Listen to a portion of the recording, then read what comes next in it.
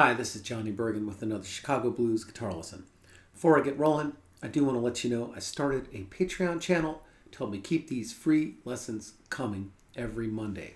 So let's get right down to it. This lesson is kind of a continuation of Caledonia because it's got the swinging chords and the bass lines. But it's an Earl Hooker song called Ride Hooker Ride. And Earl Hooker is kind of difficult to teach and learn because he never repeats himself. I kind of feel like Earl Hooker is always in a state of continual flow, and each recording is like a little slice of that flow. So this is quite a great slice of his amazing flow. So he's always changing his approach, but this teaches you like a real command and I guess there's a word I'm searching for. Fluency with all these chords and the bass line because they're always mixed up in a different way. So I think you're really going to have fun trying to keep up with this tune. And I'm going to talk about the solo too. So it has a cool intro, which is unusual. This kind of intro is kind of unusual for him, but it goes like this.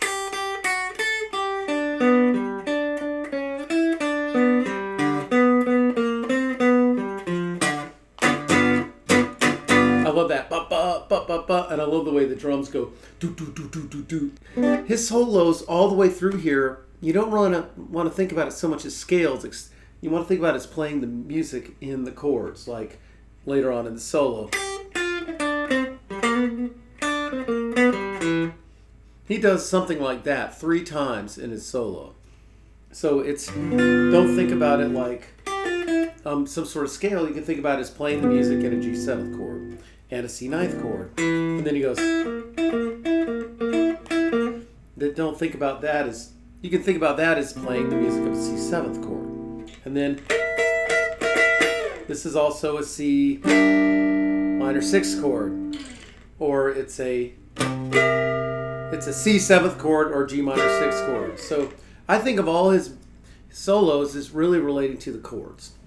And it's way more helpful for me that way. So he's always either mixing up a chordal pattern or a bass line. Like Caledonia, but it's more mixed up. So let's try this one more time.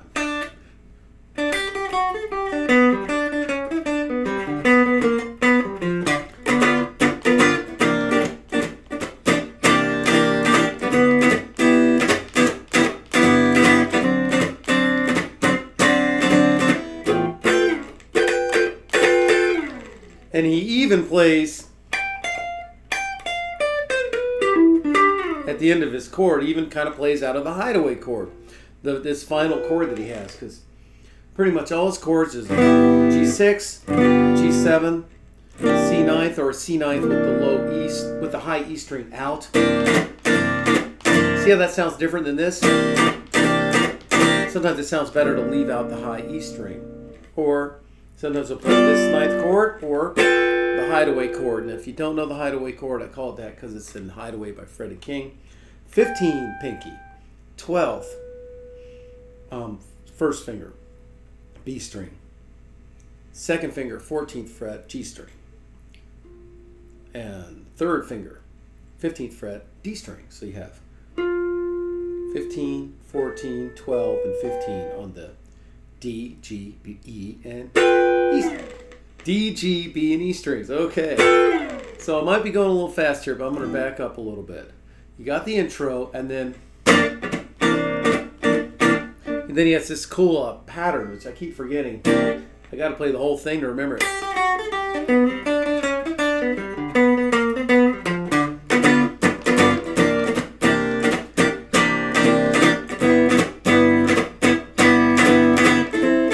I think this time he used the knife.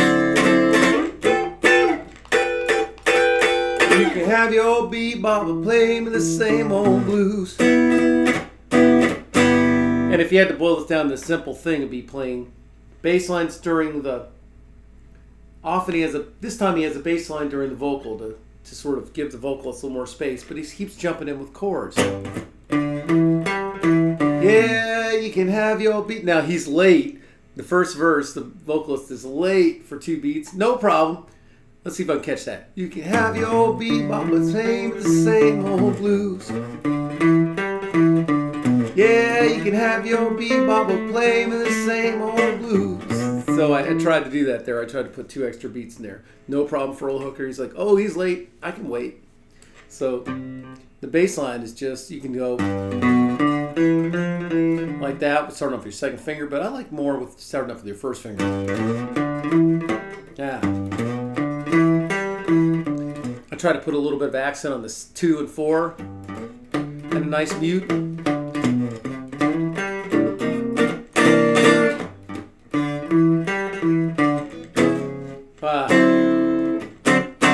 Then he usually kind of goes back to this chord. There's one thing he does where he just lets a note hang. It's here. I'm on the 4.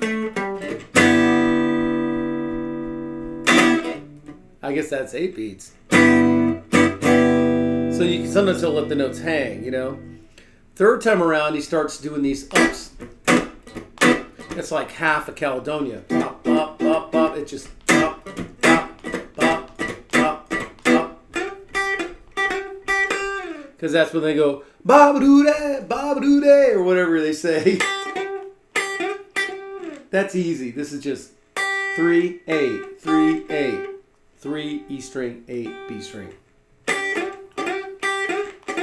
And it's kind of an echo of the vocal echo, right? Ba-ba-doo-day. I hear the blues every time I get the blues every time I hear the boogie beat. Ba-ba-doo-day, ba-ba-doo-day. This is like the Django song, Eyes a Muggin'. You know, it's just one of these joyful, spontaneous songs that are so much fun. So sometimes there's a mix always between bass line chords. So when you practice by yourself, you can...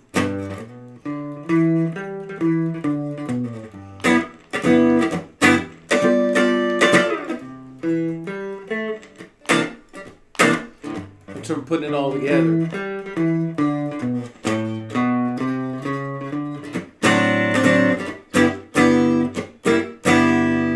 That doesn't go there, but you hear this a lot.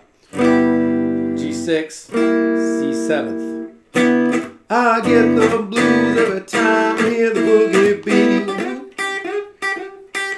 I get the blues every time I hear the boogie beat. When I hear the blues, I got to go out in the street. Well, right hook around, right on, right hook around. And then he adds other chords to sort of make his point. There's your C ninth without the high E string. It sounds classy that way. Sometimes I love that da-da-da, da-da-da, da-da-da. Earl Luther Tucker does that all the time. So let's get to the solo. He goes dun dun dun dun dun dun. So you got to jump a little bit with your first finger, second fret, D string. Starts on the 5th fret again. Whoa, what am I saying? Starts on the 3rd fret of the B string, just like the intro does. Just think about this as you're describing a G7th chord.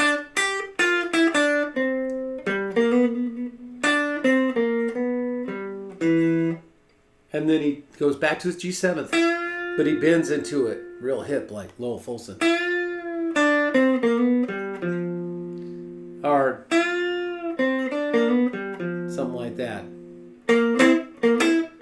Now on the 4, he's playing in the middle of this C7th, right? He flips it around kind of inside out, upside down. Or later on he repeats it in a higher octave. And then he sort of wraps things up a lot by that kind of thing, playing in the middle of your G chord. Whoops.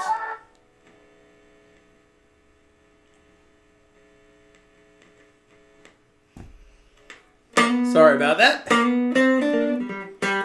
And then on the 5, he goes, try to really relax your right hand here. And a little tug here. Don't go. Just go.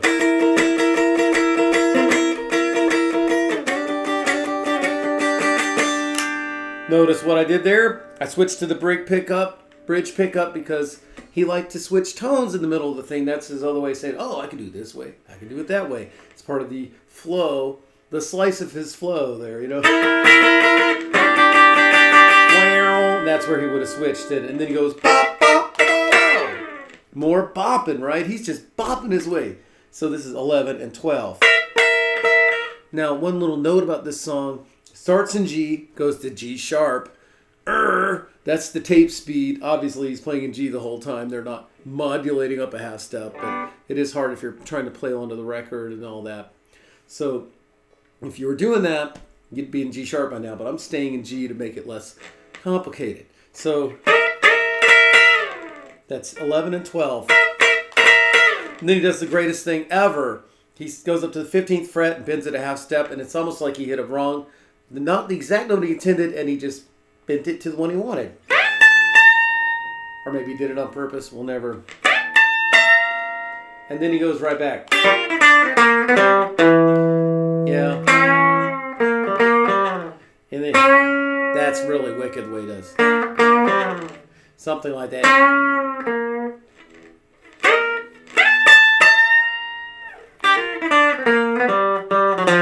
I love that, the way he walked into the C7th, 9th, I mean.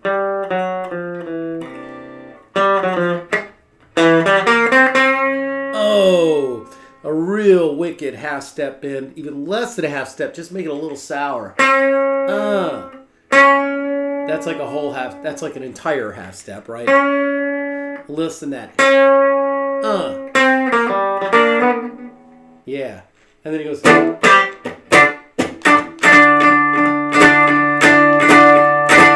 So when you play that, the trick is the dynamics. You can't go.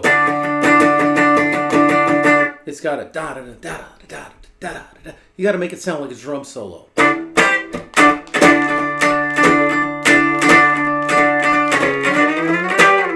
And then walk it up, fret by fret. And then now he's just like, it's just a pure rhythm thing now. He's not worried about his chords, not worried about his melody. He's just go bop, bop, bop, bop, da, da, da, da, da. He goes, this almost sounds, it almost sounds better to get rid of your pick if you can. This is some slick stuff. This is the good stuff here, guys. You can use your pick. It doesn't matter. But you could even, it sounds more like, more chaotic. And this is just a little burst of chaos to keep his soul exciting. To use your thumbnail or fingernail or whatever. Use something other than your pick. See, just try it if you want to. Or to make it, you could sort of release the strings a hair off the neck too. So alter your attack a little bit to get that chaotic wildness in there. So, and then I forget what happens exactly the solo, but he ends up here. He liked to play here too. He was always switching positions. This is like this G chord. So usually you're playing out of these chords. But at the end he goes. Then this is 12 on the G string. And then 15, 13, 15. Something like that. So the main thing is to sound like you're walking and smiling, right? You know, this really just bops. And he goes back to his chords with Ride, Hooker, Ride. So right about now, and that was a long lesson. It's a complicated song, but the main idea is keep the bass line going when you can. Play the chords with some variety. Try different approaches when singing, different approaches with the chorus. Really try to bop it, you know, and really try to mix it up and have fun with this. Right now we have a real special treat. All right, I told you I had a special treat. We've got Jad Tariq of Memphis here, and we're going to play it together. It's going to take two guitar players to do what? what Earl Hooker did by himself with just the drummer. It's like he had a big band approach with just the drums. Pretty cool, Absolutely. huh? So I'm going to play the bass lines, and Jad will mostly stick to the chords, and we're both going to play our solos. And I hope this helps illustrate some of the things that we were talking about. By the way, I got to brag on you, Jad. Real young guitar player to watch down here in Memphis. So here we go. Let's see if I can get this intro right. I always mess it up.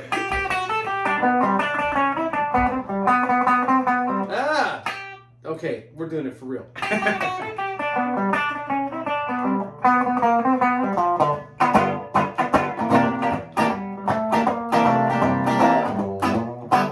Just real relaxed bass line. You can have your bebop and play the same old blues. You can have your bebop and play the same old blues.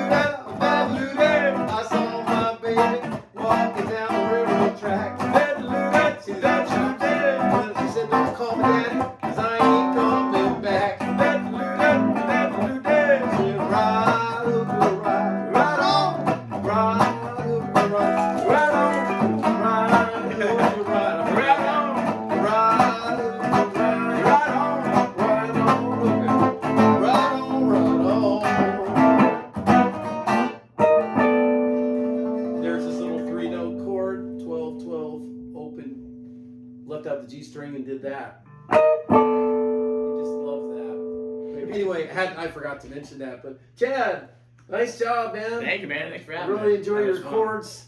Great rhythm, great solos. That. How about it for Jad? All right, we'll see you guys next time. Do subscribe to my YouTube channel, and have a great one. Take care.